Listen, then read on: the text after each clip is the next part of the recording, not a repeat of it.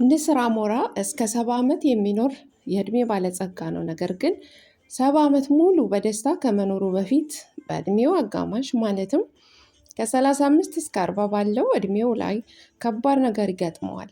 አንደኛ ምግቡን ለማዳን የሚገለገልበት ጥፍሮቹ ከመጠን በላይ ስለሚያድጉ ምግቡን ከመሬት ላይ ማንሳት ያቅተዋል። ሁለተኛ አጥንትን ሳይቀር መስበር አቅም ያለው አፉ ወይንም መንቁሩ ስለሚታጠፍና ስለሚጣመም ምግቡን እንደ ወትሮ መመገብ ይሳነዋል።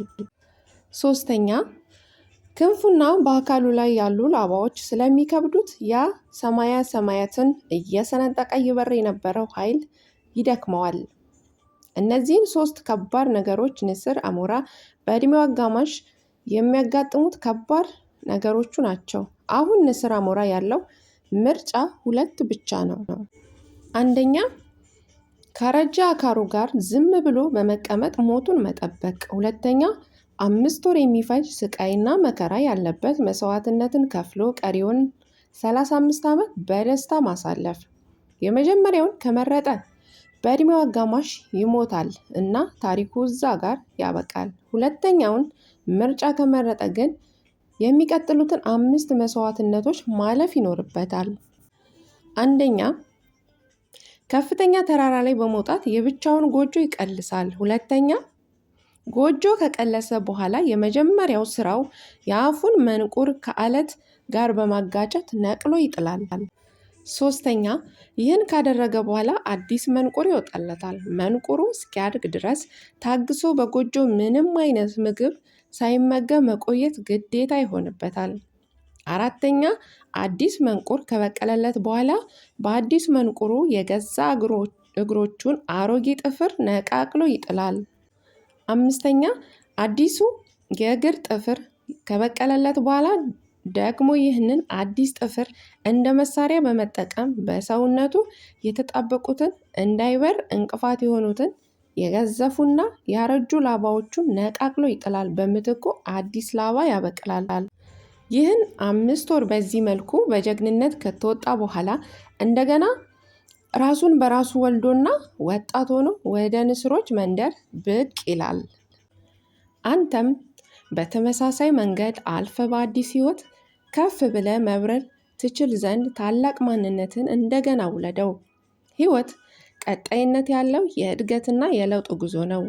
አንዳንድ ጊዜ እንደገና መጀመር ያለፈውን ትተን አዲስ ጀምር መቀበል እንደሚያስፈልገን ሊሰማን ይችላል።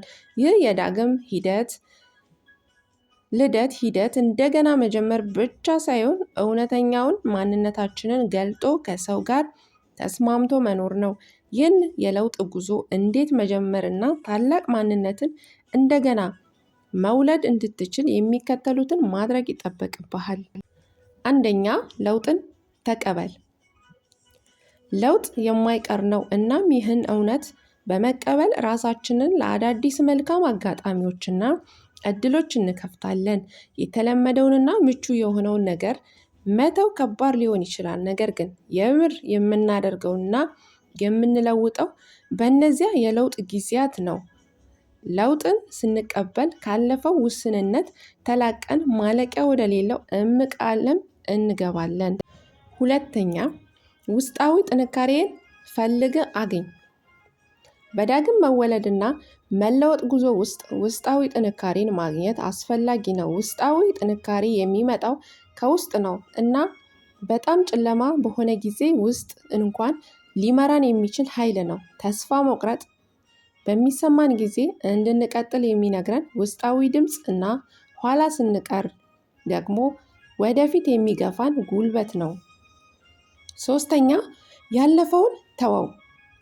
ያለፈውን ህይወት ምንም ይሁን ምን ዳግም መወለድና መታደስ ለውጥ ለማድረግ እንዳልዘገየን ያስታውሰናል። የማይጠቅመንን ትተን ለአዲስ ጅማሮ ቦታ ለመስጠት በውስጣችን ያለውን ታላቅ ኃይል ያስታውሰናል። በራሳችን ላይ ካስቀመጥናቸው ገደቦች ለመላቀቅና የሚጠብቁንን ማለቂያ የሌላቸውን እድሎች የመቀበል እድል ነው። አራተኛ እውነተኛ ማንነትን ተቀበል። ዳግም መወለድ ዋናውን ማንነታችንን መገለጥና ከእርሱ ጋር ተስማምቶ መኖር ነው። ገጣሚው ሩሚ በአንድ ወቅት እንደተናገረው ትላንት ጎበዝ ስለነበርኩ ዓለምን መለወጥ ፈልጌ ነበር፣ ዛሬ ጥበበኛ ስለሆንኩ ራሴን እየቀየርኩ ነው በማለት ተናግሯል። ዳግም መወለድ ውጫዊ ሁኔታዎችን መለወጥ ሳይሆን የውስጣችንን ገጽታ መለወጥ ነው። ይህም የራሳችን ሕይወት ጠቢብ መሆን፣ እንደ ግለሰብ ማደግና ራሳችንን ከእውነተኛ ዓላማችን ጋር ማጣጣም ነው። 5ኛ ፈተናዎችን ማሸነፍ። እውነተኛ ለውጥ የድሮውን የአቅም ገደብ ጥለን የማናውቀውን እንድንቀበል ይጠቅመናል። ለውጥ የሚያምር እና የማይመች ሊሆን ይችላል፣ ግን እውነተኛ አቅማችንን የምናገኘው በዚህ ሂደት ውስጥ ነው። አስታውስ፣ እያንዳንዱ ፍጻሜ አዲስ ጅምር ነው። እናም በአንተ ውስጥ ሕይወትህን የመወሰንና ውብ የወደፊት ሕይወትህን መፍጠር የሚችል እምቅ ኃይል አለ። ዳግም መወለድ የለውጥና የመታደስ ጉዞ ነው። እንደገና ለመጀመር፣ የማይጠቅምህን ነገር ለመተውና የራስህን ምርጥ እትም ለመሆን አንተ የምትፈጥረው እድል ነው። ጉዞውን በድፍረትና በጽናት ተቀበል። በአንተ ውስጥ ውብና አርኪ የሆነ የወደፊት ሕይወትህን የመፍጠር ኃይል እንዳለ አስታውስ።